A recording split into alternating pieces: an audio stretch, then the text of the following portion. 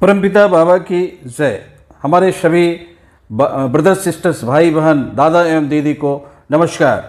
आनंद मार्ग मिशन, आनंद की खोज के लिए भटक रहे के लिए सबसे बड़ी मार्गदर्शन आनंद मार्ग प्रचारक संघ एवं चर्याचर पार्ट 3 में हम लोगों को मार्गदर्शन मिलने की चेष्टा की जा रही है।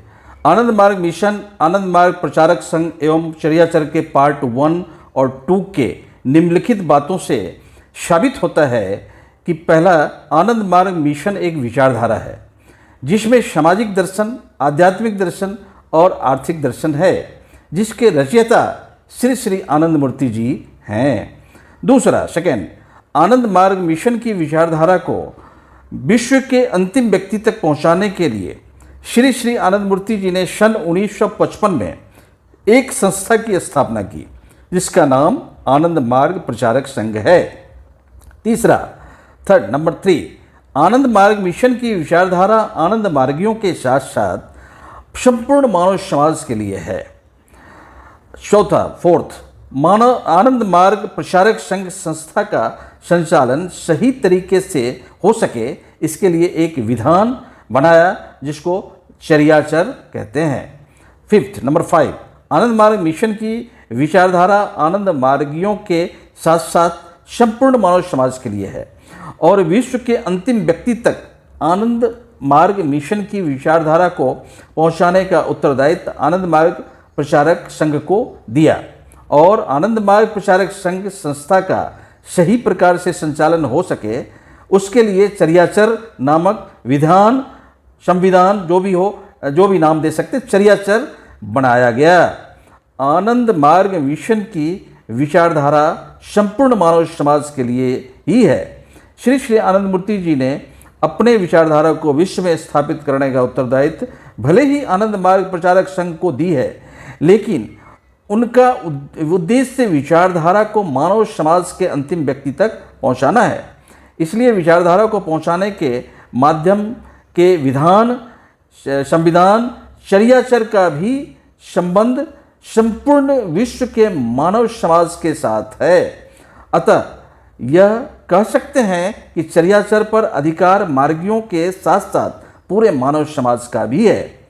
जब चर्याचर जो एक विधान है उसकी पूरी जानकारी देने पर और क्लियर हो जाएगा और आनंद मार्ग मिशन की विचारधारा और चर्याचर का संबंध संपूर्ण मानव समाज के साथ है। कुछ लोगों की धारणा है कि आनंद मार्ग मिशन की विचारधारा और चर्याचर सिर्फ आनंद मार्गियों की संपत्ति है, जो कि थोड़ा भी सही नहीं है, अर्थात 100% गलत है। आनंद मार्ग मिशन की परिकल्पना पूरे विश्व में एक सद्विप्र समाज स्थापना करने की है जिसके लिए वह कटिबद्ध है और सद्विप्र समाज के प्रतिनिधि ग्राम स्तर से विश्व स्तर तक मानव समाज का संचालन करेंगे। इसलिए आनंद मार्ग प्रचारक संघ का दायित्व आनंद मार्ग मिशन की विचारधारा के माध्यम से संपूर्ण मानव समाज में आध्यात्मिक नैतिकवानों का निर्माण कर सद्विप्र समाज की स्थापना करने की है। सद्विप्र समाज के प्रतिनिधि पूरे मानव समाज का इस प्रकार संचालन करेंगे जिसमें विश्व के प्रत्येक सदस्य को अपनी शारीरिक, मानसिक एवं आध्यात्मिक प्रोग्रेस करने का अवसर प्राप्त होगा, जिसमें विश्व के प्रत्येक सदस्य को भोजन, वस्त्र, मकान, शिक्षा और औषधि आसानी से प्राप्त होगी। किसी को भी किसी प्रकार का भ्रष्टाचार करने का अवसर प्राप्त नहीं होगा। सबको आत्म मोक्षार्थम जगत हिताय च के उद्देश्य पर चलने का अवसर प्राप्त होगा।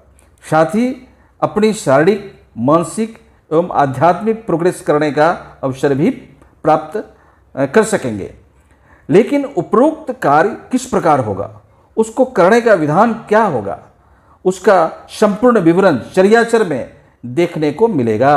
हम लोगों को चर्याचर से निम्नलिखित विषयों की जानकारी प्राप्त होगी।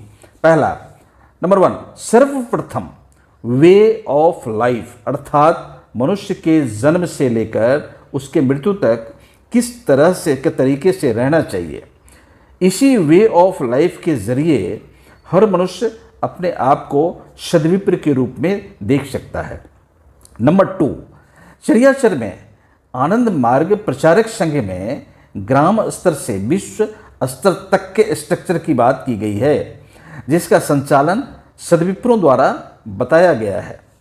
नंबर 3, श्री श्री आनंदमूर्ति जी ने चरियाचर में वे ऑफ लाइफ के अतिरिक्त आनंद मार्ग प्रचारक संघ संस्था का संचालन, जो कि सद्विप्र करेंगे, उसकी भी निम्न व्यवस्था दी है। नंबर 1, विधायिका सेंट्रल कमेटी। सेकंड, दूसरा कार्यपालिका सेंट्रल एग्जीक्यूटिव कमेटी। तीसरा, न्यायपालिका तात्विक बोर्ड से पुरोधा बोर्ड तक। अगले पार्ट में चरियाचर की विशेषता, वे ऑफ लाइफ और आनंद मार्ग प्रचारक संघ के स्ट्रक्चर के बारे में चर्चा की जाएगी। अगले अंक में क्रमशः जारी। परमपिता बाबा की जय। नमस्कार।